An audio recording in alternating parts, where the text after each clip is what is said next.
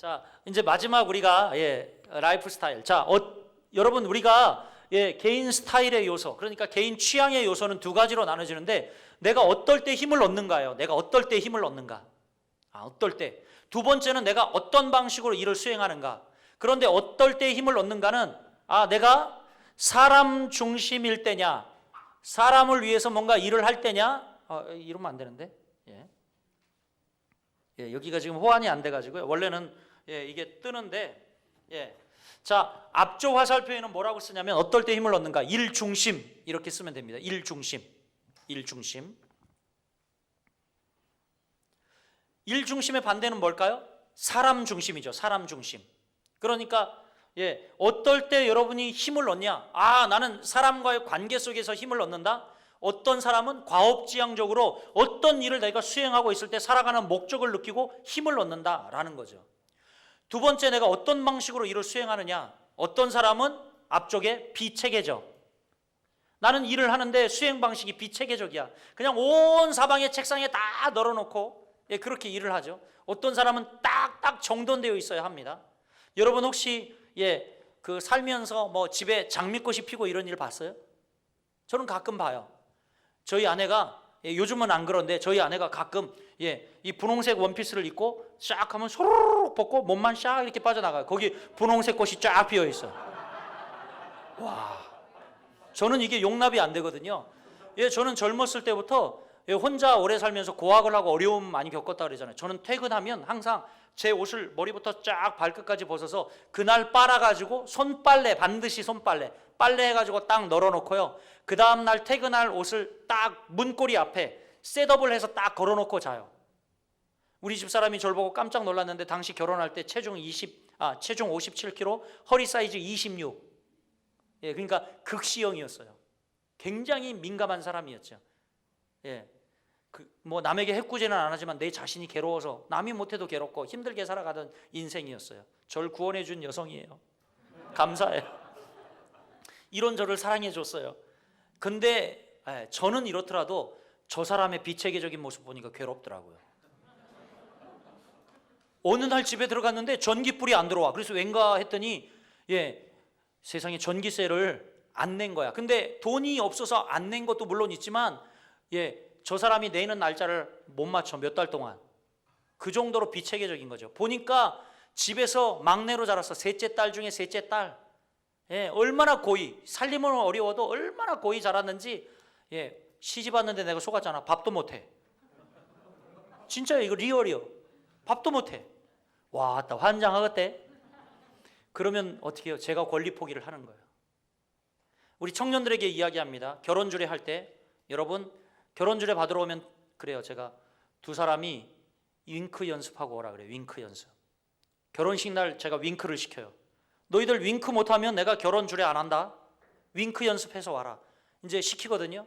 그래서 이 윙크 연습을 하고 옵니다. 청년들이. 그리고 이 윙크한 걸 사진으로 딱 박으라 그래요. 사진사 일부러 불러요. 제가 주례를 멈추고 사진사를 불러서 윙크하는 걸 딱 박으라 그래. 사진을. 그래서 이걸 사진으로 남겨요. 왠 줄 아세요? 여러분 우리가 결혼할 때 한눈에 반해 결혼하잖아. 한눈에 반해. 이게 우리의 실수야. 결혼할 때 배우자를 찾을 때는 어떻게 쌍심지를 켜고 찾아야 돼. 쌍심지를. 한눈에 반해서 결혼하면 완전 실패야 여러분. 왜냐하면 그래서 여러분 이 결혼 이후에 중요한 행동은 한눈을 감는 행동이에요. 윙크가 어떤 의미인 줄 아세요? 내가 당신의 장점에 대해서만 눈뜨겠습니다. 그리고 당신의 단점에 대해서는 눈을 감겠습니다. 라는 의미예요. 제가 결혼식장에서 그 자리에서 가르쳐 줍니다. 의미가. 윙크의 의미는 내가 지금부터 당신의 장점에 대해서만 눈뜨겠습니다. 당신의 단점에 대해서는 눈을 감겠습니다. 라고 서로 약속하세요. 그렇게 결혼식장에서 아예 그럽니다. 제 결혼주례가 인기 탑이야. 왠 줄 아세요? 그 다음에 제가 서약시키는 게 있거든요. 지금 오늘 1월 24일? 맞죠? 오늘 1월 24일 날 결혼한다 그러면 두 배우자에게 이야기합니다. 오늘 결혼식 날 1월 24일이죠. 매달 24일은 양쪽 부모님께 용돈을 보내드리는 날입니다. 이렇게 이야기해요. 적은 금액이라도 양쪽 부모님께 용돈을 꼭 보내드려라. 아니면 용돈을 못 보내드리면 최소한 찾아가 식사를 한 끼 섬기라고 이야기를 해요. 그리고 이야기합니다. 양쪽 부모님께도 제가 이야기를 해요. 양쪽 부모님들 잘 들으셨죠? 서약했습니다. 혹시 용돈이 오지 않거나 식사 대접하러 오지 않으면 김정일 목사에게 연락하십시오. 제가 이 가정 신방 갑니다. 애프터 서비스하러 신방 갑니다. 지금 감사하게도 많은 청년들이 시집장가 가가지고 양가 부모님께 용돈을 보내드리고 있고, 저희 첫째 아들도 그렇게 서약하고 지금 적은 금액이지만 양쪽 집에 3만 원씩 보내고 있어요. 3만 원씩. 지금 8월 21일 날 우리 아들 장가 갔거든요. 3만 원씩 매달 지금 오고 있습니다. 3만 원씩. 예. 그래서 적은 금액이지만 그렇게 시작해서 문제 이렇게 수입이 많아지고 지들이 쪼개어서, 예. 그러니까 이 주례가 얼마나 인기 있겠어요. 그러죠. 예. 서로 저한테 주례 받으려고, 예. 막 진짜 그래요. 예. 와, 주례의 은혜를 받습니다. 근데 아이들에게 뭐라고 이야기하냐면, 결혼 생활의 행복의 비결은 딱 한 가지입니다. 권리 포기입니다. 권리 포기. 권리 포기. 권리 포기. 권리 포기. 내가 당연히 남편으로서 받아야 할 권리를 포기하면 행복해지는 거예요. 예. 포기. 왜 우리 목사님에게 행복한 줄 아세요? 두 분이 이렇게 40 몇 년 동안 사신 줄 아세요? 목사님 깐깐하거든. 엄청나거든. 근데 당신의 권리를 포기해버린 거예요. 입을 막아불고 얘기 안 해서 행복한 거라니까. 진짜로요. 진짜로. 만약에 승질대로 해버렸으면 어떻게 됐을까요? 안 데리고 살았지. 지금 그냥 있겠어. 아, 그러잖아요. 예. 마음에 드는 게 없어. 그러니까 아따. 근데 참는 거라요. 예. 권리 포기를 하는 거죠. 그래서 청년들에게 이야기합니다. 바로 결혼 주례 하는 날 그렇게 이야기해요. 예. 여기 있는 신랑은 내일 아침부터 아침밥 먹는 권리를 포기하겠습니까? 그러면 네, 그래. 이럴 때 행복이 찾아오는 거예요. 이럴 때. 예. 권리 포기와 두 사람을 묶는 것은 여러분 사랑이죠. 사랑. 그래서 끝까지 사랑하라고 제가 권면합니다. 주례는 아주 심플하게 하지만 몇 가지 핵심적인 이런 메시지가 있어요. 예. 주례 바꾸지도 않습니다. 해돌려는 대로 똑같은 메시지를 합니다. 다른 주례사 기대하지 않는 거죠. 그러니까 전부 우리 권사님들, 장로님들은요, 전부 김정일 목사님 주례를 기다려요. 심지어 다른 교회 사람들이 주례하는 거 보고 와서 와, 용돈, 용돈, 이야, 목사님 이러면서, 예. 자, 여러분, 그래서 비체계적인 이야기를 하다 그랬어요. 저희 아내가 너무 비체계적이라 제게 결혼 생활이 처음에 힘들더라고요. 요리도 못해, 밥도 못해. 제가 2년 동안 가르쳤습니다. 밥, 다림질 하는 거, 예. 그리고 재정은 아무리 맡겨도 안 돼. 계속 빵꾸나. 그래서 2년 후에 제가 여보, 우리 집 재정 내가 맡을게. 그리고 지금까지 맡고 있어요. 저기 증인이 있지만 한 번도 부도난 적 없습니다. 예. 지금까지 제가 오히려 C형이기 때문에 더 체계적으로 잘 관리하면서 이것을 저도 이제 섬기는 마음으로 아예 그냥, 예. 제가 CI형이거든요. 섬기는 마음으로 아내의 행복을 위해 내가 섬기겠다. 이렇게 자원해서 제가 섬기고 있어요. 예. 그러니까 여러분, 우리 가운데는 어떤 사람은 체계적이고 비체계적이에요. 근데 비체계적이라고 나쁘다고만 이야기하면 내 인생이 불행해지는 거예요. 예. 그냥 비체계적인 부분을 인정해. 이게 우리의 행복의 지름길이라는 거죠. 네. 자, 그러면 지금부터 여러분 평가를 하겠습니다. 그 밑에 그 다음 페이지 보면요, 당신은 어떨 때 힘을 얻습니까? 이렇게 이야기를 하고 있죠. 예? 그리고 7문제가 쭉 있는 거예요. 이 문제를 푸는 요령은, 예, 화면으로 보여드릴게요. 예.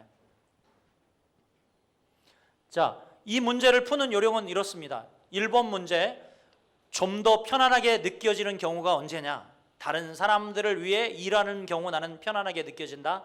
아니면 다른 사람들과 함께 있는 경우 나는 편안하게 느껴진다. 그러니까 다른 사람들을 위해 일의 핵심이 있죠. 여기는 다른 사람과 함께라는 데 핵심이 있죠. 여러분은 어떨 때 편안합니까? 1에 가까워요? 5에 가까워요? 동글배기를 치라는 거예요. 이해가 되시나요?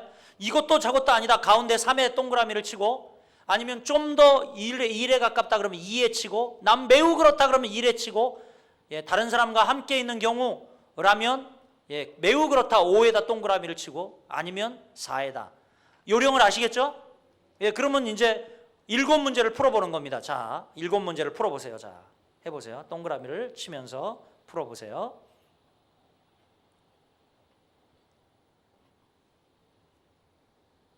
이런 건 금방금방 해버려야 돼요. 자꾸 생각하면요, 아까도 이야기했잖아요.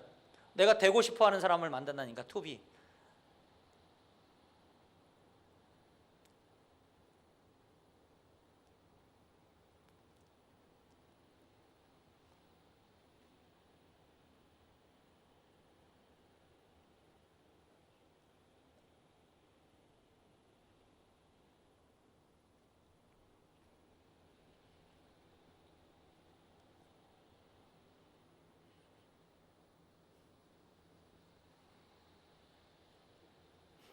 그리고 동그라미 친 거를 이렇게 합산하면 돼요. 예, 그 이 이꼬르 박스에다가 동그라미 친 거를 이제 합산하면 됩니다.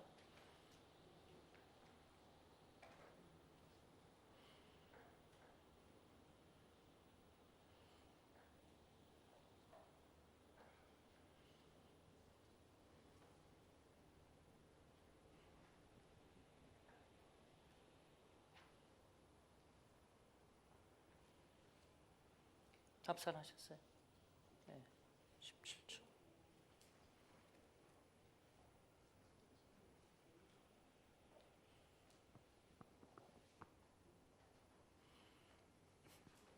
매우 사람 중심적이시네요. 네.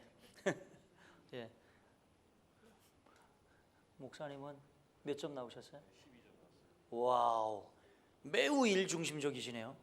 와, 두 분이 이렇게 쌍벽을 이루시는 전혀 다른 분들이 앉아 계시네요. 네. 매우 일 중심적이신. 네.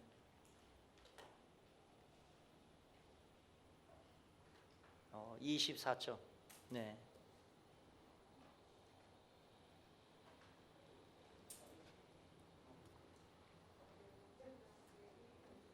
어떻게 사모님은 어떻게 몇 점 나오셨어요? 34점. 예.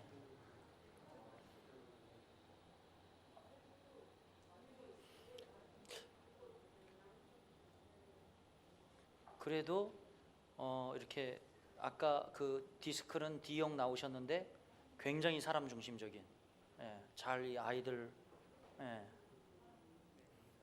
매우 일 중심. 와, 이런 수치는 제가 처음 봐요. 이야, 진짜 와, 너무너무 일 중심적인 분이에요. 예. 예, 그러면 극명하게 잘 드러나죠. 네네. 근데 진짜 완전, 예, 와, 어메이징합니다. 제가 예, 사모님은 안 봐도 알아요. 네. 예, 15점이 나오셨어요. 약간은 의외의 결과네요. 사모님은 약간은 의외의 결과인데 환경 탓이 좀 있지 않을까 하는 생각이 좀 추측이 되어져요. 네네. 다 하셨죠? 예. 예.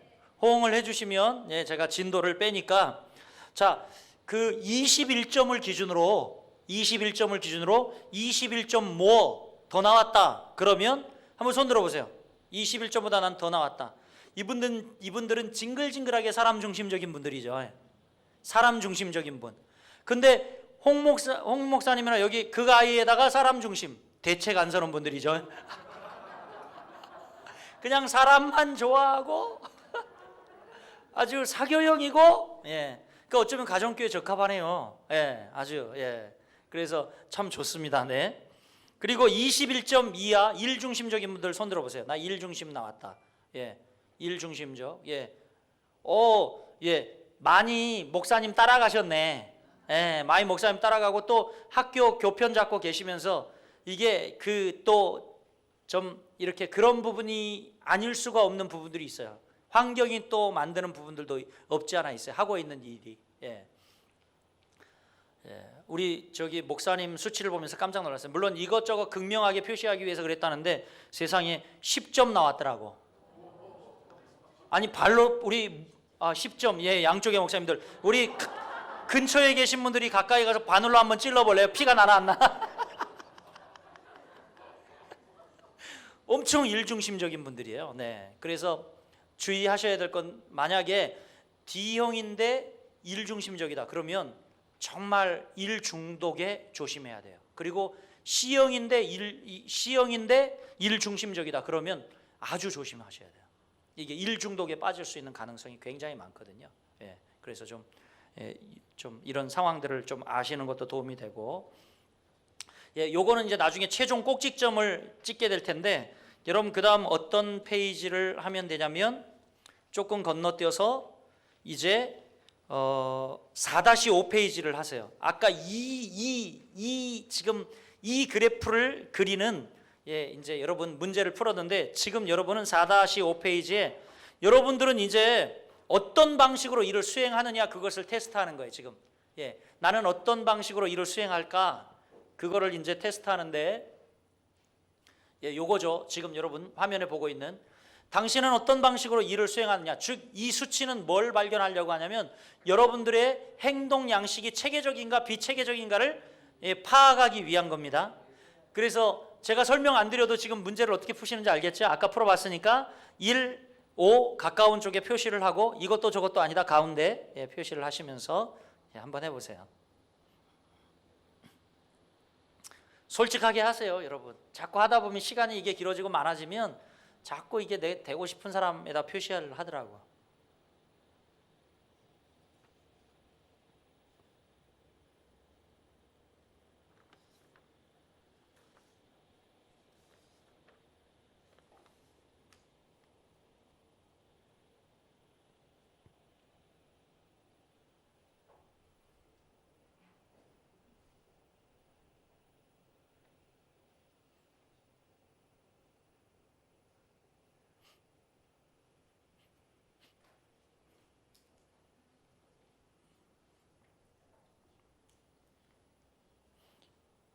똑같이 5 이꼴에다 거기다 총계를 내시면 돼요. 총계 29점.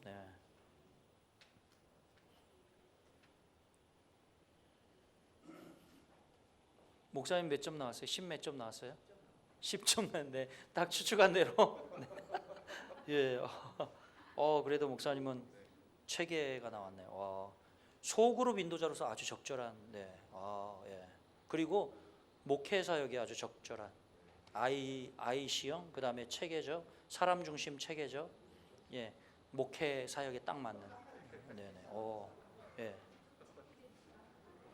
아니야. 그래. 옳고 그름은 없어 보여요. 26점 체계적.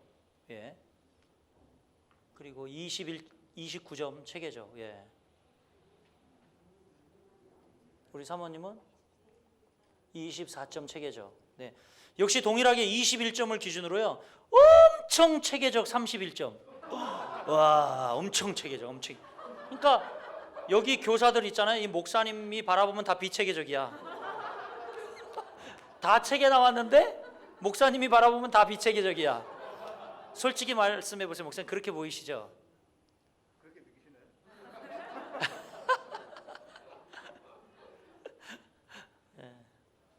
목사님은 20점. 이제 이 경계선이네요. 경계선. 목사님은 19점도 약간 경계선. 21점이 기준인데 21점 이상 체계적, 21점 이하 비체계적. 왜 손 드셨어요? 근데 21점 이상이라고. 자, 그러면 21점 체계적으로 나오신 분들 한번 손 들어 보세요. 오메, 여기 체계적인 분들이 어째 이리 많다요? 손 내리세요. 자, 21점 이하 비체계적 손 들어 보세요. 우리 홍강수 목사, 홍강래 목사님하고 목사님 친구끼리 잘 어울리는 거예요. 그래서 우리 한번 하자. 그러면 이제 쫙 이렇게 뭐 계획 없어. 일단 출발.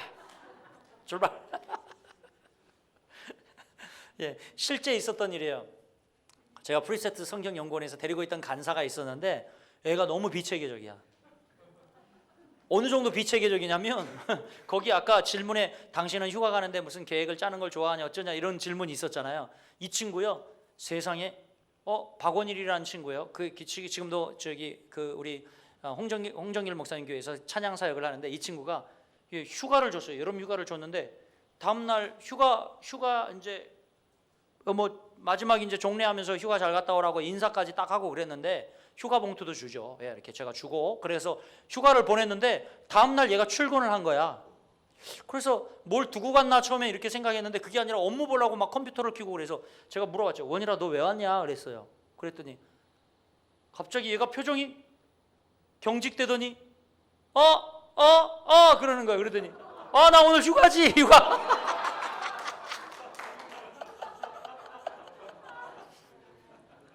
그런데 이때부터 비극이 시작되는 거예요. 바로 그 자리에서 잠깐만요, 편집장님. 그러더니 저한테 이제 아내한테 전화를 거는 거예요. 여보, 나 오늘부터 휴가야. 그런데 전화기 소리로요, 비명 소리가 여기까지 들려. 아내가 전화를 받고 아주 기함을 하는 거죠. 소리를 깍 지르는 거예요. 그러더니 바로 그 자리에서 여보 애들은 그랬더니 학원 갔다는 거예요. 다 불러 다. 휴가 가야 돼 휴가.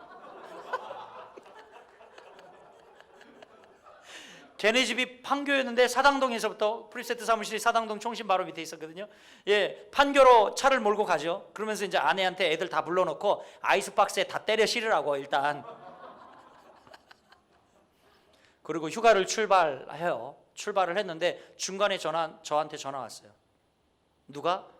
그 박원일 간사 부인이 전화를 했어요. 목사님, 저 얘하고 못 살겠어요. 그래서 왜 그랬더니 그러는 거예요. 아, 지금 휴가 가는데요.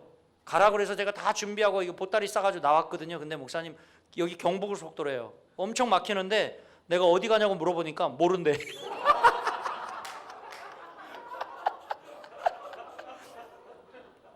그러니까 계획 없이 가자 그러고 나온 거예요. 근데 우리 사무실장 하던 이제 그 김상현이라는 총무가 있는데 김상현 총무가 있었는데 이 김상현 총무는 완전 꼼꼼 체계적인 스타일이에요. 그래서 여러분 옛날에 이 우리 탐구 생활 있고 이럴 때 아시죠? 그때 휴가를 가는데 숙제가 애들 숙제 겁나게 많습니다. 그러니까 단순 휴가가 아니라 광양제철소 방문. 그러니까 휴가 갔는데 휴가지 옆에 광양제철소 방문. 그리고 그게 시간이 언제인지 다 어포인트먼트를 해놓고 돌아오면서 올라와서 저쪽 이 북쪽으로 올라오면서 불국사 방문 해가지고 스케줄을 다 짜놓고 중간중간 숙소까지 다 예약이 돼 있고 타임 테이블이 있는 거야. 야, 그러니까 이제 휴가만 가는 게 아니라 휴가 갔다 오면서 애들 방학 숙제까지 한 큐에 오케이. 그런데 여기 원일이는 계속 전화 와. 계속. 목사님 혹시 여기 남해까지 왔는데 숙소 소개시켜 줄 때 있어요?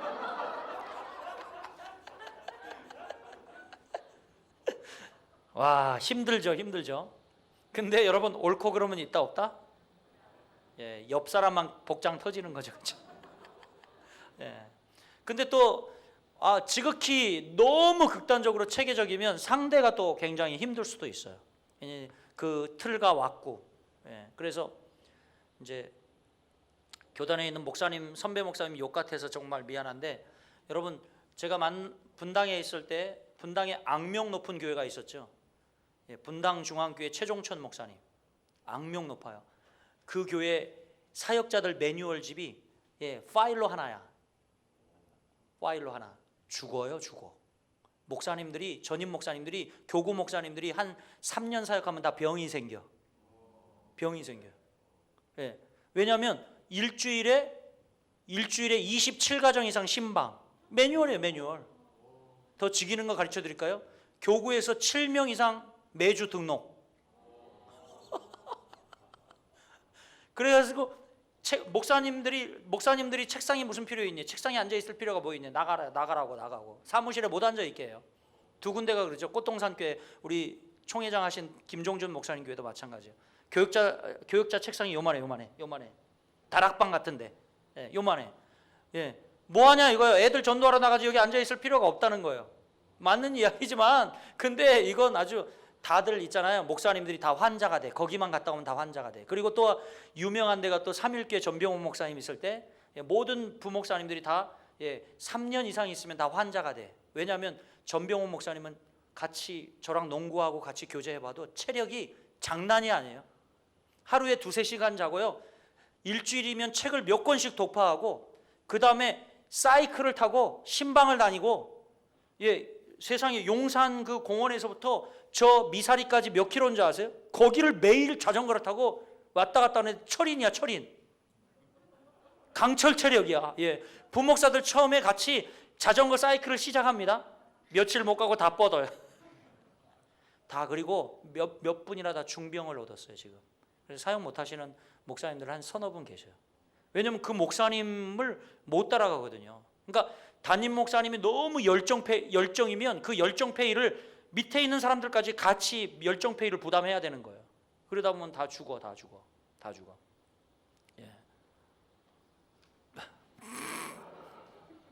이게 얘기했잖아요. 은사 강요 현상이라고 얘기했잖아요. 아까 내가 하는 대로 하시오. 굉장히 무서운 거죠. 개인의 어떤 은사나 개인의 상황 이런 것들은 다 도태되고 무시되고 그런 거죠. 이건 이제 교회의 참 표지, 참 모습이라고 할 수는 없는 거예요. 그렇죠? 어떤 사람은 정말 이 아이 수치가 높아서 맨날 오면 이러는 사람이 있는가 하면 목사님처럼 점잖하게 사색하고 묵상하고 이런 걸 좋아하는 사람이 있고, 이렇게 다양한 것이 교회지. 여러분, 이 담임 목사가 보는 눈으로 획일화되어 있다는 것이 교회가 아니라는 거예요. 하나님 우리 그렇게 만드시지 않았다는 거죠. 그러니까 이제 저도 왜 치료가 됐냐면, 제가 극시형인데 왜 많이 이렇게 둥글둥글하고 치료가 되었냐면, 저희 아내랑 그렇게 기도해요. 저희 뭐 약 500여 명의 성도들이 하는 이야기 제가 듣지 않게 해달라고 기도해요. 저희 아내랑. 왜냐하면 성도들은 자기 입맛에 맞는 이야기를 할 수밖에 없거든요. 목사님이 이렇게 부드럽게 설교해 주셨으면 좋겠어요. 딱딱하게 설교해 주셨으면 좋겠어요. 이렇게 그 500개의 소리를 들으면 잘못하면 내가 상처가 됩니다. 그러니까 안 듣게 해달라고 차라리 차단해. 그리고 얼마나 성도님들은 야갔는지 저한테 이렇게 이야기해요. 목사님, 이건 제 얘기가 아니고요, 저기 김 장로가 이야기하는데, 그러면서 저를 위하는 것처럼 이야기해 줍니다. 근데 이게 저에게 독이죠, 독. 자, 그래서 여러분 보세요. 이제 여러분들이 아까 표시한 4-3페이지, 그쵸? 4-3페이지 보세요. 4-3페이지.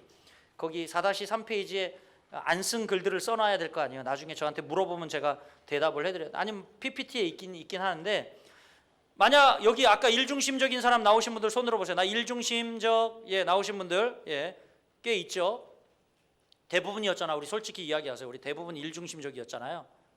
지금 4-2페이지를 하는 겁니다. 4-3페이지 죄송해요. 혼돈을 드려서 여기죠. 만약 당신이 일중심적인 사람이라면 당신의 사역의 주된 부분은 사람에게 봉사하는, 뭘 성취하는데? 과업을 성취하는 데 있다. 과업. 그러니까 여러분이 일중심적인 사람이라면 과업. 그러니까 여러분, 만약에 내가 리더라면 내가 나를 따르는 팔로워가 일중심적인 사람이야. 그러면 그 사람에게 명확하게 이번에 이 전도 축제는 우리가 30명 초청하는 것이 목표고 정확하게 과업을 줘야 되는 거예요. 그래서 뭐 당신은 몇 명, 당신은 행정일을 맡고, 이런 정확한 과업, 일중심적이라면 그렇게 할 때 클리어하고 좋아요. 그래서 당신의 초점은 뭐에 있다? 과업 성취에 있다. 과업 성취. 사람에게 봉사하는 과업을 성취하는 데 있고, 당신의 초점은 어디에 있다? 과업 성취. 뭔가 이제 이 미션을 이루는 데 있다는 거죠. 일중심적이라면 과업 성취에 있다. 두 번째, 이제 4-4페이지로 넘어가면, 만약 당신이 사람 중심적인 사람이라면, 여기 사람 중심적인 분들도 많았죠. 사람 중심적인 분들, 우리 홍 목사님 여기 우리 목사님 친구 막 사람 중심, 할렐루야. 이렇게 사람 중심적인이라면, 여러분이 사람 중심적이라면 당신의 사역의 주된 부분은 인간관계에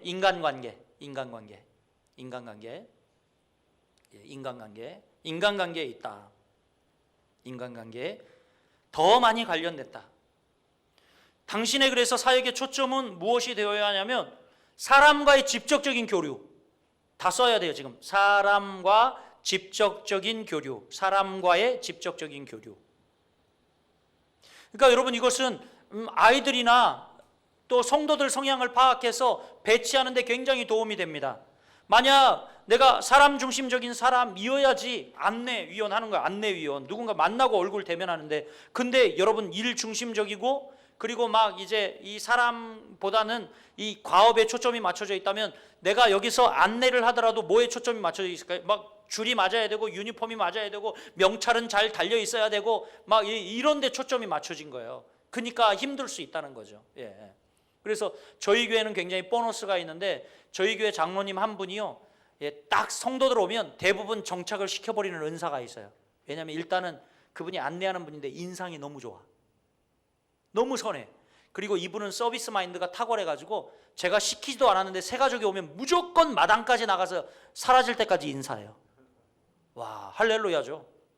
저 굉장히, 그래서 물론 이제 우리가 이제 새 가족 이렇게 이제 모임을 하면 어떻게 교회에 정착하게 되었습니까? 첫 번째가 물론 담임 목사 메시지인데 그 다음에 다 이야기하는 것이 그 안내하는 그 장로님 때문에 그랬다고 이야기를 해요. 예. 근데 만약 이런 분들은 또 반대적으로 다른데 장로님 가서 뭐 이렇게 교회 행정 이런 거 하라 그러면 못 해요. 작년 1년 당회 서기를 했거든요. 와, 당회록 못 봐. 지렁이가 굴러다니고 제발 이거 몇 시에 맞췄더라 이런 거 쓰라고 얘기했는데 하나도 안 써. 그리고 세상에 제가 한번 보여드려야 되는데 이 당회록을 그 전까지 하신 분들은 너무 잘 체계적으로 했는데 세상에 이제 이 당회록을 제가 미리 당회 안건 같은 거를 다 인쇄해 가지고 드리거든요. 드리는데 세상에 이걸 가위로 오렸는데 삐뚤삐뚤 오려가지고 그것도 밥풀로 붙여서 밥풀로 붙여서 밥풀로. 그러니까 이제 이런 분들에게는 또 이렇게 체계적인 일 막 이런 걸 맡기면 힘들어하는 거죠. 힘들어하는 거죠. 그래서 이제 아시고 그 다음에 4-6페이지로 가보세요. 4-6페이지. 4-6페이지 우리의 일 수행 방식이 당신은 체계적이냐 비체계적이냐를 보았죠. 만약에 이제 여러분이 비체계적이라면 비체계적이신 분들 많잖아요 여기. 아닌 것처럼 앉아 계시지 마시고 물론 체계가 많이 나왔는데 비체계적이라면 여러분 당신의 사역 직분은 포괄적으로 기술되어야 합니다. 그러니까 디테일하게 A, B, C, D, A-, B- 이러면 이제 복잡한 거예요 이분들은요. 그 정 목사님 그런 거 아주 복잡하죠, 그렇죠? 그냥 두루뭉실 해야 돼, 두루뭉실. 근데 이게 체계가 없다고 막 비난하면 안 돼. 이분의 성향이 그런데 A, B, A-, B- 이렇게 해오라고 그러면 이분은 머리 아파 불어. 그러니까 포괄적이에요, 포괄적. 그리고 다른 사람과의 관계도 마찬가지 자연스럽게 자발적으로. 다른 사람과의 관계는 자연스럽게 자발적으로 이루어져야 된다. 그러니까 억지로 제가 얘기했잖아요. 우리 교단 그 시기 교회 이야기했잖아요. 가서 하루에 7가정 이상 신방하고 그래서 일주일에 최소 27가정 이상 신방하고 7명씩 등록시키시오. 저런 분들에게 그랬다면 죽어 목 졸라 죽어요. 그렇죠? 그런데 묶여서 못 하시겠죠, 목사님. 숨 막혀버려 완전히. 근데 오히려 이때 살아남는 사람들이 굉장히 체계적이고 그런 분들이야. 그냥 의무감으로 할 수 있는 거예요. 그래도 의무감으로 가서 할 수 있는 거예요. 근데 저런 분들은 또 멘탈이 그렇잖아. 아주 보더라 멘탈이. 그래가지고 먼저 그냥 그런 거예요. 그래서 신방 30분 쪼개서 하지 않으면 안 되거든요. 안 돼요. 제가 만나교회 있을 때도 교구 목사님들 9분 계셨는데 한 분이 제일 많이 맡은 분이 700가정을 맡았어요. 700가정. 이분은 휴가도 없어요. 돌아왔는데 바로 장례, 돌아왔는데 바로 장례, 뭐 해가지고 줄줄. 제일 적게 맡은 분이 한 280가정 이렇게 맡아요. 그러니까 1년 내내 신방, 1년 내내 신방. 정신이 없어요. 그래서 이렇게 자연스럽게 자발적으로 해야 되는 그런 만남. 그 다음에 만약 당신이 체계적이라면 반대로 당신의 사역 직분은 명확하게 기술돼야 된다. 명확하게. 그리고 다른 사람들과의 관계성 속에서도 어떻게 해요? 계획성 있게 지속적으로.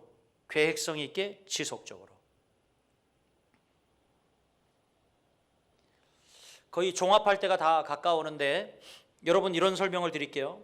자, 지금까지 좀 여기까지 토탈로 정리해 보면 그래요. 열정을 발견했잖아요. 열정. 내가 왜요? 순전히 제 예만 듣게요. 제가 열정을 발견했더니 제가 뭐가 나왔을까요? 청년이라고 얘기했잖아요. 이제 귀에 못이 좀 박힐 때가 됐는데 청년. 제 은사는 뭐? 가르치는 거. 그러면 저는 청년들을 가르치는 거죠. 근데 여기서 확 갈려. 제가 어떤 성향이 나왔냐면 체계적 사람 중심적이 나왔어요. 체계적이면서 제 에너지는 사람 중심적. 그리고 제 일하는 성향은 체계적 이렇게 나왔어요. 그러면 저는요 뭘 해야 되냐면 자 청년들을 가리키는 건 맞는데 제가 사람 중심이라고 그랬잖아요. 그러니까 사람을 직접 대면해서 가르치는 일을 해야 되는 거야. 근데 체계적이야. 그러면 정확하게 학교의 커리, 12주 커리, 예, 플랜을 가지고 매주 몇 시에 출근해서 이렇게 하는 일을 하는 거죠. 근데 저랑 똑같은, 이 목사님이 저랑 똑같은 게 나왔어. 열정도 청년, 그리고 열정도 청년, 은사도 티칭 나왔어. 근데 이분은 비체계적, 일 중심적이 나왔어. 그러면 두 사람의 일은 또 극명하게 갈라집니다. 똑같이 청년들이 있는 곳에서 티칭하는 일을 하는데 이분은 비체계적이잖아요. 그러니까 정기적으로 가르치는 일이 아니라 특별활동 주간, 특강 준비, 이렇게 갈라지는 거예요. 좀 이해가 되시죠? 그래서 이 은사 발견이 얼마나 중요한지 몰라요. 라이프 스타일까지 딱 적용시키면 아주 구체적으로 세분화하게 이분이 해야 할 일을 명확하게 갈라집니다. 예. 일례를 들어보면 한 선생님이, 우리 그 주일학교 때 선생님이, 제가 이제 사역자를 할 때 최용미라는 선생님이 있었는데 너무 체계적이에요. 이분 그래서 재정을 맡겼거든요. 아주 안심이 돼요.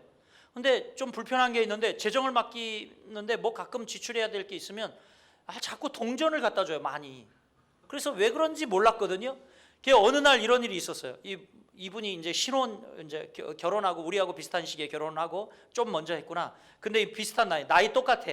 예. 이분이 67년생이었는데 나이가 똑같아. 근데 이분이 하루는 와서 막 웃으면서 얘기해요. 목사님, 우리 집 장롱 이 서랍이 빵꾸 났대요. 그래서 왜요, 선생님? 그랬더니 애들이 낸 헌금 100원짜리면 100원짜리를 그대로 매주 모아가지고 봉투에 이렇게 그 주 매직으로 이름을 써가지고 그대로 장롱에 보관한 거예요. 장롱에. 어떻게 되겠어요? 나중에 장롱이 무게를 못 이기고 빵꾸가 난 거예요. 떨어져서. 예. 그러니까 이분은 굉장히 체계적인 거예요. 그것도 원칙 중심. 예.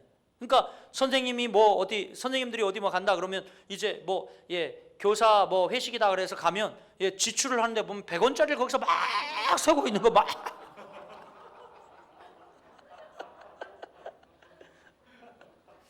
당신은 카드나 이런 것들이 그렇게 크게 또 발달할 때가 아니고, 그러니까 너무 순수하고 체계적이니까 이분은 그냥 원칙 중심이고 하니까 헌금을 받으면 그주그주 그냥 이렇게 가서 봉다리에, 그지? 봉다리에. 자, 이제 여러분 종합할 때가 됐습니다. 이제 마지막 라이프 스타일을 종합할 때가 됐는데, 자.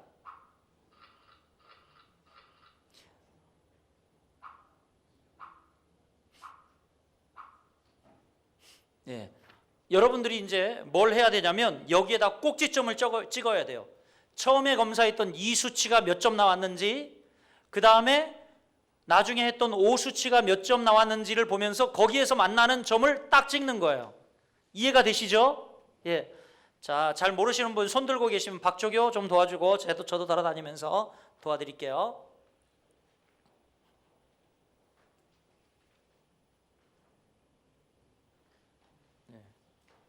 거기가 만나는 중심이에요? 그럼 이제 목사님은 사람 중심 비체계적 나왔네? 예, 그러면 쉽게 얘기해서 대책 안 서는 분이네요? 네. 사람 중심 비체계적, 대책 안 서는 분, 그죠? 네, 나왔죠? 네.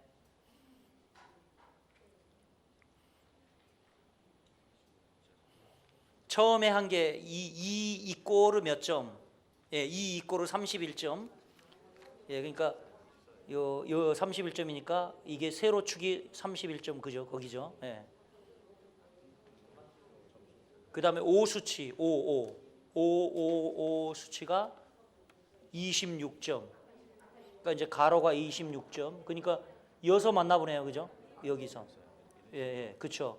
거기서 만나보죠. 여기다 크게 동그라미를 치고, 목사님은 바로 나오죠. 사람 중심 체계죠. 소그룹 목회 이런 곳에 아주 적합한. 예, 그렇죠. 예, 사람 중심 체계적 나오셨네요. 네. 자, 일 중심 체계적. 일 중심 체계적. 많은 사람 죽일 수 있어요, 목사님.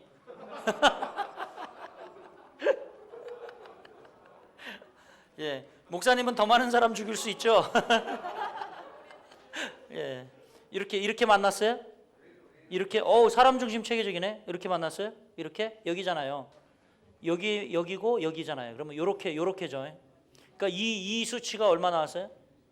2 처음에 한 거 10. 네? 10. 근데 그러면 여기네. 여기잖아요. 그 다음에 나중에 5는 31. 여기네요. 여기. 그러니까 여기네. 사람 비체계적? 아니, 이 사람 체계적인데 이상하네. 예. 진짜 잘하신 거예요? 아, 10. 아, 여기네, 여기. 아, 여기네. 그래, 1체계적. 그러지, 이상하게 나왔네. 깜짝 놀랐어. 예. 꼭 지점 찍어 보셨어요? 예. 사람 체계적. 사람 많이 체계적. 그러니까 이제 이게 재미난 원리인데 똑같이 나왔잖아요. 똑같이 나왔는데 여기는 여기잖아. 여기서 여길 바라볼 땐 덜 사람 중심적이고 덜 체계적으로 보인다니까. 예, 예. 그러니까 여긴 더 그럴 수 있지, 그렇죠? 예, 이렇게 바깥으로 동심원이 더 많이 퍼진 사람이 있으니까, 그렇죠? 사람 중심 체계적일지라도 그런 거예요. 네, 일 체계적. 예. 사람 빛. 대책 안서보네. 아따, 끌났네. 예. 자, 이제 여러분 해보니까. 이제 이게 마지막 라이프 스타일이거든요. 7문제 정도 풀어보면 내가 이 네 군락 중에 어디에 속하는지를 좀 이제 파악을 하게 돼요. 조금 설명을 드리면 일 중심 비체계적 나오는 사람 손 들어보세요. 일 중심인데 나 비체계적이다. 예, 한 분 계시네요. 아니, 그럴 수 있죠. 내가 일 중심인데 어떻게 비체계적이지? 이럴 수 있지만 있어요. 예, 일 중심적인데 일의 수행 방식 과정은 비체계적으로 진행을 하시는 분들이 있어요. 어떤 분들 이런 분들이 있잖아요. 일개로 막 방 잔뜩 얻으려야 나는 어질러져 있어야 나는 일이 된다. 펼쳐놔야 일이 된다. 이런 분이 있잖아요. 예, 그런 분들. 이분들은요, 이제 교회에서 찾아봤더니 다양한 직무를 감당하는 일이 적합하다. 다양한 직무. 예, 다양한 직무. 그래서 다양한 직무가 어떤 것이 있냐 봤더니 헌금 관리, 방 정리, 음향 조명 담당 이런 것들이 적합하다. 이것은 이제 윌로우크릭 교회 예를 들어서 이제 이렇게 배치를 해본 거예요. 그러면 그리고 좀 교회 규모가 조금 있다라고 생각되어지는 교회를 기준으로 이렇게 좀 생각을 하시면 될 것 같은데, 그래서 이분들은 일반적인 지시사항을 좋아합니다. 일반적 지시사항. 그리고 융통성이 많습니다. 융통성이 많아요. 그리고 필요가 있으면 어디나 가서 도움을 줄 수 있는 스타일이고요. 그리고 가시적 결과를 좋아합니다. 눈에 보이는 결과를 좋아해요. 자, 우리 일중심 체계적 나오신 분은 손 들어보세요. 일중심 체계적. 무서운 분들이죠. 예. 근데 부부가 같은 스타일인데 누가 더 높은지 모르겠어. 예. 누가 더 동심원 더 멀어요? 예. 누가 확인해 보세요 한번. 네. 그러니까 이 더 체계적이고 더 일중심적인 분이 볼 때는 부부라 할지라도 너무 비체계적으로 보일 거예요 아마.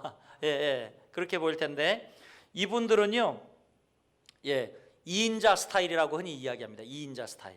그래서 이제 목적이 뭐고 일을 어떻게 끝내야 하는가 정확하게 이제 분명한 직분을 좋아합니다.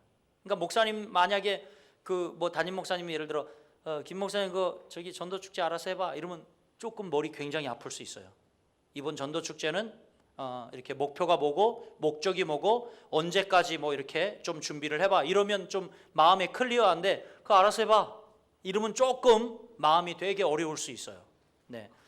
그래서 이분들이 이제 보니까 교회에서는 어떤 일을 하면 좋냐면 건물 관리, 그 다음에 연극 무대 장치, 그리고 특별활동 주관 이런 것들을 하면 좋아요. 그래서 제가 이제 대한학교 교사 배치하고 그럴 때 바로 이런 결과를 가지고 이제 교사들을 이제 배치를 하거든요. 예를 들어 일 중심 체계적 이런 분들은 특별활동 주관 교사로 특별활동 담당하는 교사 이런 것으로 이제 배치를 하는 거죠. 네. 그래서 이분들 특징은 직무 달성을 좋아합니다. 자기 직무 달성을 좋아해요. 그리고 많은 경우 결과에 초점을 둡니다. 일의 결과에 초점을 두는 스타일. 그리고 많은 사람들 의사결정 사항을 따르길 좋아합니다. 의사결정 사항을 따르길 좋아하고, 그리고 분명한 지시. 제가 이야기했잖아요. 분명한 지시를 좋아해요. 이게 아주 좀 이렇게 클리어하지 않는 일들은 조금 혼란스러워하고 그렇습니다. 자, 그러면 이제 이번에는 사람 중심적이면서 체계적인 분들 한번 손들어 보세요. 사람 중심 체계적. 예, 사람 중심 체계죠. 예, 예, 좀 있죠. 사람 중심 체계죠. 예, 손 내리시고. 자, 이분들은요, 안정적이고 잘 짜여진 환경 속에서 다른 사람하고 관계 맺는 직분, 이게 적합합니다. 그러면 여러분 딱 떠오르지 않아요? 뭐예요? 교회에서는 안내위원, 그 다음에 구제위원, 그리고 소그룹 인도자, 예, 목자, 목녀, 예, 굉장히 잘 어울리는 그런 거죠. 예. 그래서 이분들 특징은 이제 이런 특징을 가지고 있어요. 짜여진 인간관계를 좋아합니다. 짜여진 인간관계. 그리고 친숙한 주변 환경을 좋아합니다. 친숙한 환경을 좋아하고 다른 사람에게 아주 온화한 느낌을 줍니다. 우리 여기 홍 목사님 사모님하고 또 우리 저기 집사님하고, 예, 그래요. 이렇게 보니까 여기 교회 분들 이렇게 마스코트잖아요, 두 분이. 근데 이렇게 아닌가요? 네. 우리 권사님도 그렇고, 예, 여기 이게 정말 이 백합교회는 특징이, 예, 분들이 이렇게 우리, 예, 온화하고 이렇게 굉장히 이렇게 친숙함을 주는 거죠. 그래서 방문자들에게. 그래서 이제 이렇게 이 온화한 느낌을 주고요. 이분들 특징은 친숙한 인간관계를 즐겨요. 또 그러니까 좀 위험성은 끼리끼리 할 수도 있는데 서로 잘 죽이 맞는, 예, 친숙한 인간관계를 즐긴다. 예, 그런 특징을 가지고 있죠. 자, 이제 마지막인데, 사람 중심적이면서 비체계적인 나오신 분 손 들어보세요. 예, 할렐루야. 예. 예. 이분들은, 예, 이제 제가 그랬잖아요. 사람 중심적인데 비체계적이야. 그래, 대책 안 서는 분. 대책이 안 서는 분들, 예, 그렇게 이제 농담으로 표현했는데 옳고 그름은 없다라고 이야기했죠. 예, 이분들이 할 일은 뭘까? 타인과 자연스럽게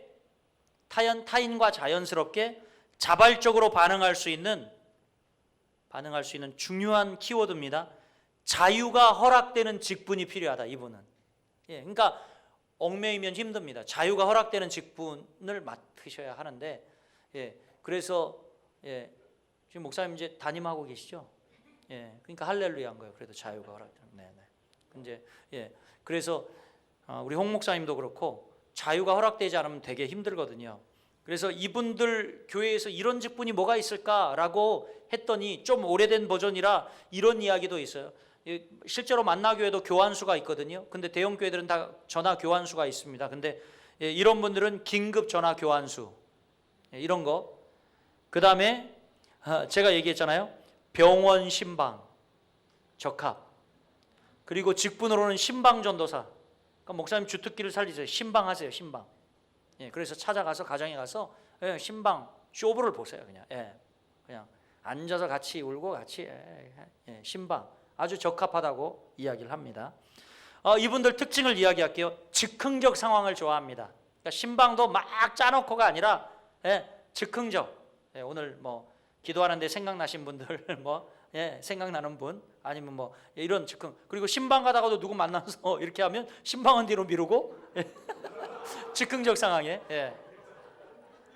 사실 이 세미나가 이루어진 것은요, 우리 홍 목사님하고 만났는데 즉흥적 상황을 좋아하는 거죠. 제가 여수에 우리 교육자들 MT를 와가지고 목사님 만나가지고, 예, 이렇게 같이 가정교회 이제 네트워크에서 만나가지고, 목사님 대안학교도 하고 이런다는데 이런 은사발견이라는 프로그램이 있는데 이거 너무 유익합니다. 그랬더니 당장 어떻게 해요? 즉흥적. 목사님 그러면 저기 제가 예, 저는 사례도 필요 없고요. 불러주시면 갑니다. 그냥, 예, 저는 한국 교회를 돕고 목회자를 돕는 게 제가 이제 섬김, 제가 티칭이라는 은사를 받았기 때문에 그거를 섬깁니다. 그랬더니 목사님 바로, 예, 예, 바로 그리고 오신다는 거예요. 교회로, 우리 교회로. 두 분이고 또 두 분이. 그러면서 하시는 말씀이, 근데 우리 아이들은 어떡할까요? 목사님 그러더라고. 그러면 차라리, 예, 내가 여기로 오면 아이들 문제가 해결되잖아요. 내가 여기로 올 테니까 그러면 이제 우리, 예, 또 더 모이실 수 있으면 모여서 우리 함께 나누자. 이런 제의를 해서 이제 이렇게 이루어진 거예요. 그러니까 또 이분들 때문에 일이 이루어져. 즉흥적인 분들 때문에. 즉흥적인 상황을 좋아하고, 또 이분들 두 번째 특징은 이야기하는 걸 너무 좋아합니다. 이야기하는 걸 너무 좋아해요. 예.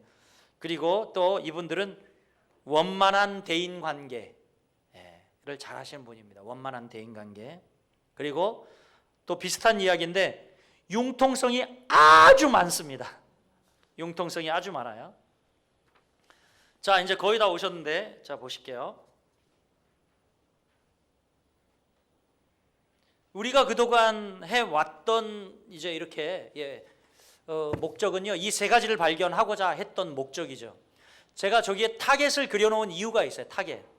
여러분, 저 타겟을 하나님이 우리를 지으신 목적에 초점이 맞춰진 것이라고 생각을 하고 바라보시고, 하나님이 거기에 열정과 영적 은사와 개인 스타일을 우리에게 각각 주셨어요. 그래서 여러분이 이 열정을 통해 내가 어디 있어야 할까? Where? 그 다음에 영적 은사를 통해 내가 거기서 What? 무엇을 해야 할까? 그 다음에 개인 스타일을 통해서 거기서 내가 무엇을 어떻게 해야 할까를 답을 주는 거죠. 그래서 여러분, 이 은사 발견의 마지막 핵심은 저거예요. 저거를 다 기록할 수 있어야 돼요. 여러분이 지금 다 기록할 수 없다면 여러분 오늘 밤에 과제예요.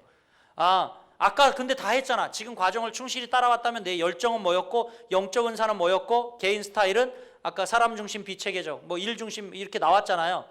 이거를 딱 해놓는 걸 바로 프로필이라 그래요. 봉사자 프로필. 그리고 여러분은 이걸 들고 어디를 가야 될까요? 상담 받으러 가야 되는 거예요. 상담 받으러. 근데 중요한 원칙이 있는데, 우리 이건 미국 정서예요. 상담 받으러 가는 것은. 우리 한국 사람들은요, 요 정도 하잖아요. 그러면 자기가 뭘 해야 될지 다 알아요. 사실 상담 과정이 필요 없어요. 근데 이제 뭐 이렇게 대형화된 교회 같은 데는 상담이 필요하죠. 그리고 한 가지 팁은, 제가 광주 한 교회 예를 들었잖아요.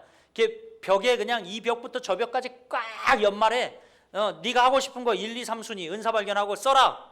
그래가지고 자기가 1순위, 2순위, 3순위를 써는 거예요. 될 수 있으면 1순위를 존중해서 하게 하고, 거기가 찼으면 2순위, 이렇게 3순위로 하면 자기가 원트하는 일을 하기 때문에 그들은 정말 잘하고 기쁨으로 감당할 수 있다는 거죠.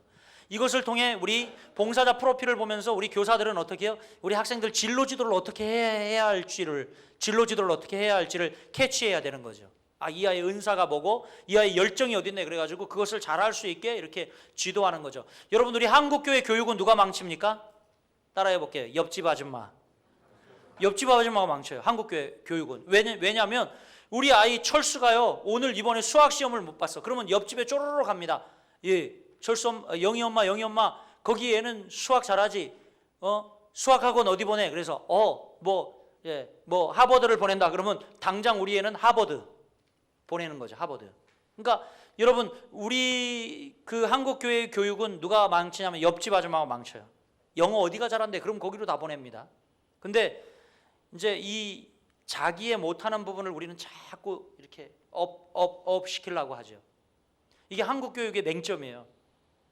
수학을 못하면 막 수학 잘하게 막 이럽니다. 영어를 잘하고 있는데도 수학을 이루죠.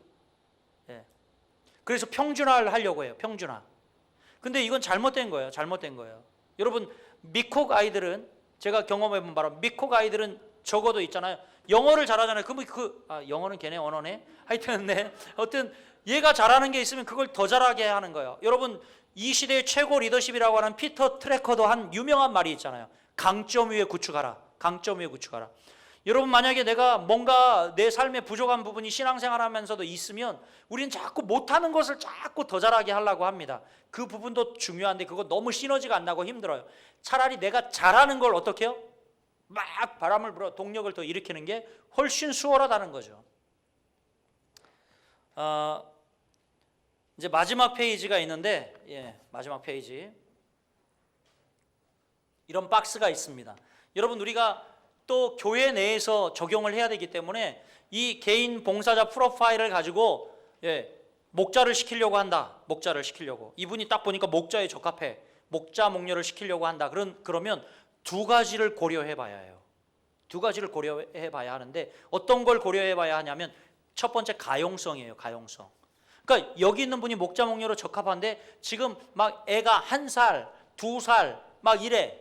그러면 아무리 목자 목료 하려고 해도 이 가용성이 있어요, 없어요? 없어.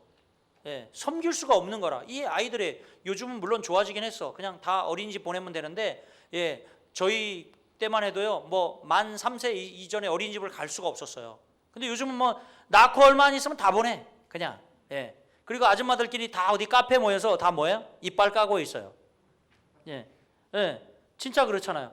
이 교육은 우리는 참 문제가 뭐냐면 여기 선생님들 계시는데 우리 학교가 해줘야 할 것은 뭐냐면 이 아이가 이제 아이의 가정과 부모가 같이 교육에 힘쓰도록 커넥팅이 돼야 되거든요. 커넥팅이 돼야 되는데 전혀 그러지 않다는 게 문제예요.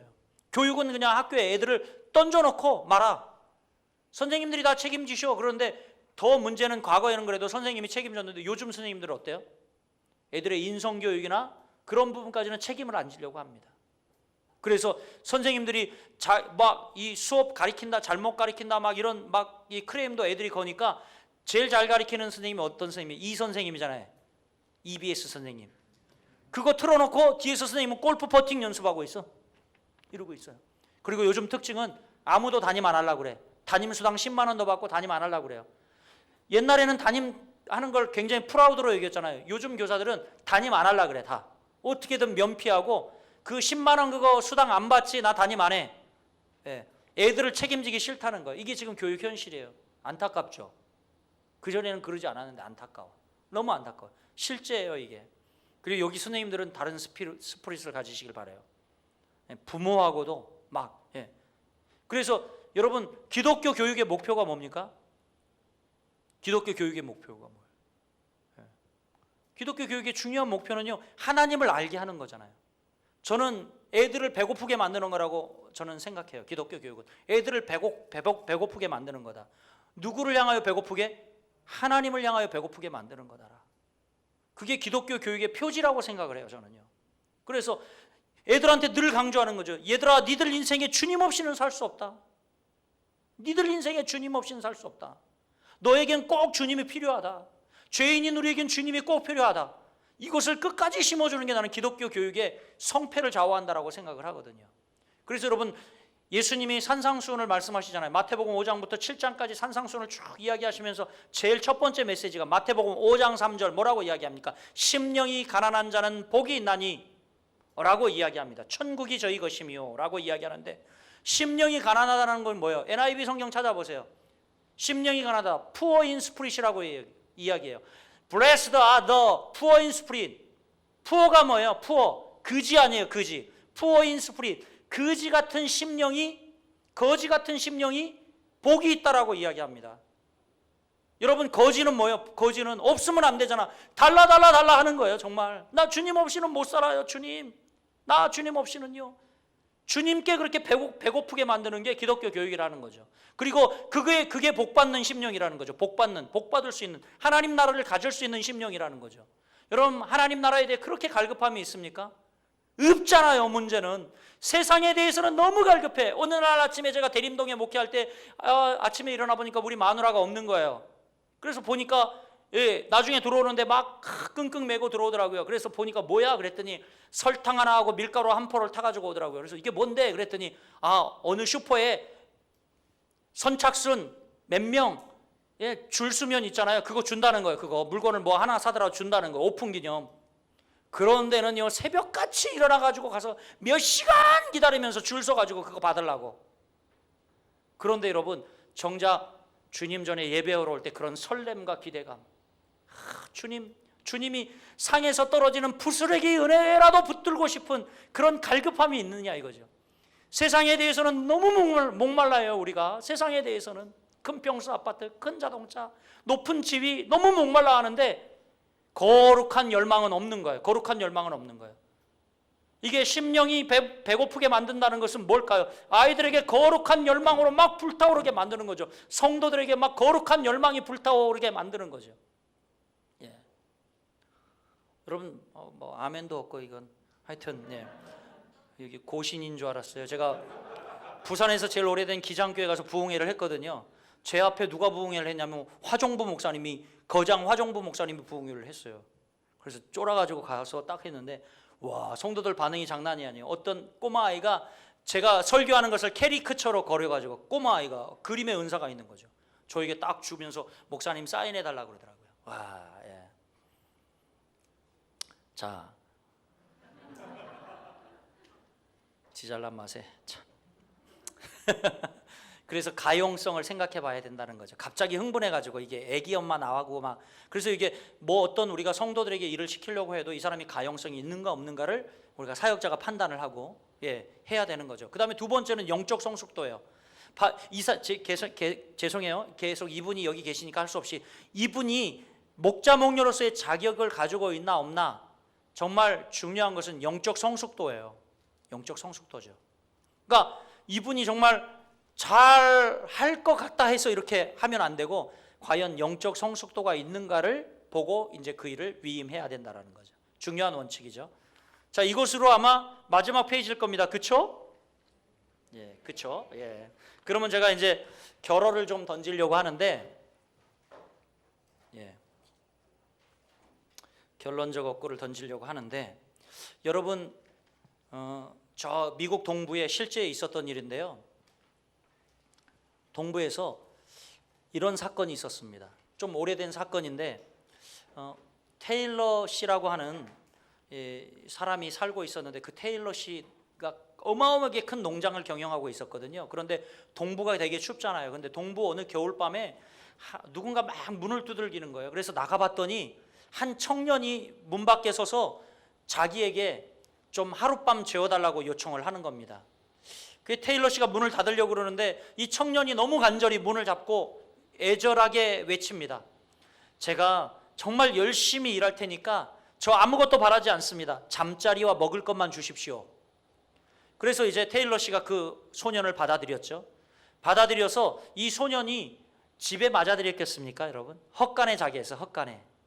그래서 헛간에서 그는 지내면서 이제 겨울을 나고, 그리고 보니까 이 청년이 신실한 거예요. 너무 일도 열심히 하고 대가를 바라지 아니하고 너무너무 열심히 일을 하는데, 문제는 뭐예요? 이런 청년을 가만 놔두냐고, 자매님들이. 안 놔두잖아. 세상에 주인집 딸이 이 청년에게 반한 거야. 테일러 씨 딸이 흠모하게 된 거예요. 테일러 씨가 이 사실을 알고 그냥 둘까요? 그냥 두지 않겠죠. 아니, 저 비천한 놈, 오갈 데도 없는 게 감히 주인의 딸을 넘봐? 그리고서 역시 동일하게 그 혹독한 겨울날 그를요 쫓아냈어요. 그리고 몇 해가 지났습니다. 상당히 많은 일이 지나서 한 15년 정도 지난 다음에 테일러 씨가 이 농장을 개보수할 일이 있었어요. 오래돼서 농장을 개보수하는데, 그 청년이 자고 있던 자리 헛간, 그 기둥에 어느 날 이 청년이 잭나이프로 자기 이름을 파는 것을 보았거든요. 테일러 씨는 그 청년의 이름이 뭔지도 모르고, 그 청년이 누구인지도 모르고, 알 필요도 없고, 저런 비천한 놈이 와가지고 오갈 데도 없는 놈이 감히 내 딸을 넘봐? 이런 마음의 분노로 쫓아낸 이후에 그는 잊어버렸어요. 그런데 헛간을 개보수하기 위해서 기둥을 보다가 깜짝 놀란 겁니다. 깜짝 놀란 거예요. 왜냐하면 거기에 이름이 써 있었는데, 이런 이름이 써 있는 거예요. 제임스 A. 가필드. 미국 역사를 좀 아시는 분이 있으면 미국의 16대 대통령이라는 걸 알 겁니다. 제임스 A. 가필드. 그러니까 그 청년이요, 누구였냐면 지금 현존하는 대통령인 거예요. 15년이 지난 이후에 지금 그 나라의 미 합중국의 대통령이 되어 있는 거예요. 그런데 자기 딸하고 흠모하고 연애했다고 얼마나 땅을 치며 후회했는지 몰라요. 그냥 놔뒀으면 나는 대통령의 장인이고, 그냥 놔뒀으면 내 딸은 영부인이에요. 영부인. 여러분, 중요한 이야기를 하고 있어요. 은사발견이라니요, 발견이에요. 발견되어야 가치가 있어요. 그리고 여기 계신 교사들이 많이 있는데, 교사들은요, 우리가 지금 품고 있는 이 아이들은 어떤 가능성이 있는지 모르는 아이들이에요. 무한 가능성 있는 아이들이에요. 우리가 지금 보이는 것으로 얘를 척도할 수 없어요. 하나님이 이 아이에게 주신 것은 무한하거든요. 성도들도 마찬가지예요. 우리가 품고 목회하고 있는 성도들 마찬가지예요. 연약하고 볼 것 없고 가진 것 없고 연약해 보이는 성도인데, 하나님은 정말 그에게 무한한 하나님의 원대하신 계획과 비전을 이루는, 어떤 분은 한 나사로 사용하고, 어떤 분은 이 나사보다 더 큰 액자로 사용하고, 어떤 분은 건물의 뼈대를 이루는 기둥으로 사용하고, 모두가 다 소중하다는 거죠. 그런데 문제는 발견하지 않으면 이 가치는 무용해요. 아무 소용없어요. 여러분, 영국 대영제국 박물관 가보신 적이 있어요? 영국에 가면 대영제국 박물관이 있잖아요. 거기 가면 전 세계에서 제일 큰 다이아몬드가 있습니다. 그 다이아몬드가 얼마나 큰 줄 아세요? 욕 아닙니다, 여러분. 이따시만 해요. 주먹만 합니다. 주먹만 해요. 근데 이 다이아몬드의 가격이 얼마게요? 목사님 얼마일 것 같아요? 글쎄요. 예, 가격을 공개할게요. 너무 놀라지 마세요. 가격을요, 환산할 수 없음. 환산할 수 없음. 근데 이 다이아몬드의 가격이 얼마였는 줄 아세요? 빵 2개였어요. 빵 2개. 영국이 해가 지지 않는 나라였잖아요. 많은 나라를 정복하고 다니는데 어느 날 이 정복국에 갔는데 너무 굶주린 현주민이 막 기마병을 쫓아나와서 자기 6일 동안 굶었는데 먹을 것 좀 달라고 애걸복걸을 합니다. 여러분, 영국에 유명한 게 바게트 빵이잖아요. 오래 부식하지 않고 먹을 딱딱한 빵, 그리고 계속해서 꼭꼭 씹어 먹으니까 딱딱하니까 이게 잘 소화되고요. 또 포만감을 금방 느낄 수 있어서 이 바게트, 딱딱한 빵을 군사들 저기로 줍니다. 이렇게 이 식량으로 주죠. 근데 계속 매달리니까 너무 귀찮아가지고 한 사병이 바게트 2개를 던져줬어요. 그러니까 이 원주민이 받고 너무 좋아가지고 가서 이걸 먹으려다가 은혜가 생각나잖아요. 은혜가. 그래서 며칠 전에 자기가 저 산에 가서 주웠던 이 주먹만한 돌덩이를 가지고 막 쫓아갑니다. 그 사병을 어렵게 찾아가서 나에게 빵 줘서 고맙다고 이 돌덩이를 줘요. 이 사병이 쳐다도 안 보고 너무 귀찮아. 이게 돌덩이를 왜 나한테, 그리고 자기 배낭에 넣었어요. 그 길은 이 병사가 빵 준 이유도 본국으로 귀환하는 그 행렬이었어요. 그리고 귀환을 했어요. 이 병사는요. 귀환을 하고 까맣게 잊어버리고 있다가 와서 배낭 정리를 하는데 돌덩어리가 하나 뚝 떨어지는 거예요. 그 버리려고 딱 보니까 반짝반짝 범상치 않은 거죠. 그 또 닦고 벗기고 봤더니 진짜 범상치 않은 거예요. 가지고 갔더니 세상에 이게 이 세상에서 제일 큰 다이아몬드래. 그러니까 이 다이아몬드는요, 빵 2개로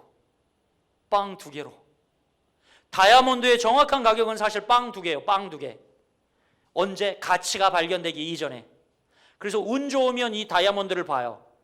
대영제국 박물관을 여는데 아무 때나 전시하지 않고 보안이 얼마나 철저하겠어요. 운 좋으면 봐요. 가서 이 다이아몬드를 봅니다. 여러분, 정말요, 발견되어지지 않으면 이건 돌덩어리로 산에 묻혀서 아무 가치 없이 있었을 거예요. 그런데 지금은 전 세계에서 제일 큰 다이아몬드인 거죠. 마찬가지입니다, 여러분. 하나님이 여러분에게 열정을 주시고 은사를 주시고 각양의 라이프 스타일을 주셨는데 이건 사실 이 다이아몬드보다 더 귀한 거예요. 하나님은 우리의 영혼의 가치에 대해서 뭐라고 이야기합니까? 성경에 이야기하잖아요. 천하보다 귀하다. 무슨 얘기인 줄 아세요? 천하가 하늘에 있는 모든 것과 땅에 있는 모든 것보다 귀하다는 거예요. 한 영혼이 천하보다 귀하다라고 이야기합니다. 근데 여러분, 귀하게 여겨지십니까? 두 분이? 아이고, 놀고 있네 이러면서. 정말 하나님은요, 우리를 이렇게 만드셨어요. 천하보다 귀하다. 땅에 있는 모든 것들보다. 그러니까 우리는 한 영혼을 바라볼 때 어떻게 바라봐야 합니까? 우리가 교육하고 있는 특히 다음 세대를 바라볼 때는 저들에게 가능성이 없는 것으로 바라보면 안 되고 천하보다 귀한 영혼으로 바라봐야 되는 거예요. 와, 천하보다 귀한 영혼. 여러분, 은사 발견은 이렇게 가치가 있는 거예요. 우리의 아이덴티티, 하나님이 만드신 내가 누군지, 그리고 또 궁극적으로 또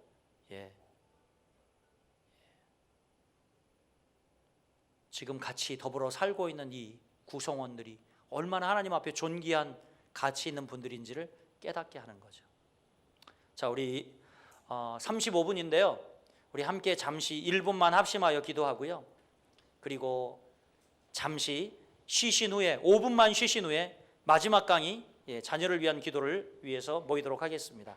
우리 시간 같이 한번 여러분 코로나 시대인데 마스크 쓰고 있어서 괜찮아요. 우리 함께 주여 삼창 한번 하시고 오늘 한번 우리 같이 기도합시다. 어떤 것을 위해서 기도할까요?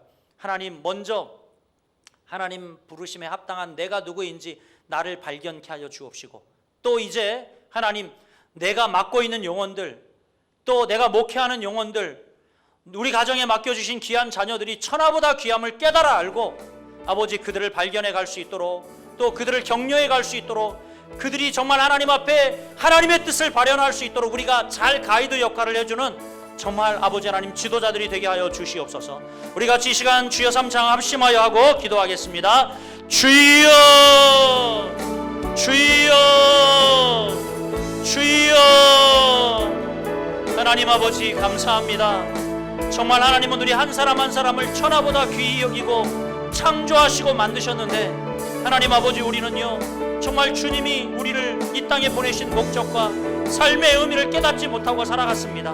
그러기에 아버지 하나님 우리를 따르는 팔로우 그룹들도 다 아버지 하나님이여 정말 동일하게 바라보며 하나님의 마음과 하나님의 눈으로 아버지 바라보지 못했고, 그들에게도 역시 아버지 하나님 절실하게 하나님의 은혜가 필요하고, 하나님이 그들에게 부어주신 아버지 하나님 은사와 아버지 하나님 열정과 아버지 저들의 삶의 스타일을 따라 하나님이 이 땅에 이루시고자 하는 귀한 목적을 우리가 깨달아 알지 못했음을 고백합니다. 도와주셔서 이제 아버지 하나님이 우리가 그 목적대로 하나님 앞에 쓰여지게 하여 주옵시고, 그 목적대로 하나님을 기쁘게 해드리게 도와주옵시고, 하나님 아버지여 정말 우리가 나아가 아버지 하나님이여 귀한 이 땅에 아버지 많은 영혼들, 섬겨야 할 귀한 영혼들의 가치를 아버지 바라보며 저들이 천하보다 귀함을 바라보며 하나님 아버지 사랑해가며 사역을 감당할 수 있도록 인도하여 주옵소서. 여기에 특별히 영혼을 맡아 감당하는 귀한 지도자들이 있습니다. 우리 사역자들, 교사들 기억하여 주시고, 저들 마음에 아버지 하나님이여 하나님 아버지 마음을 부어주시고, 한 영혼을 천하보다 귀히 여길 수 있는 마음들을 주여 부어 주시옵소서. 하나님 아버지 함께하여 주옵소서. 아버지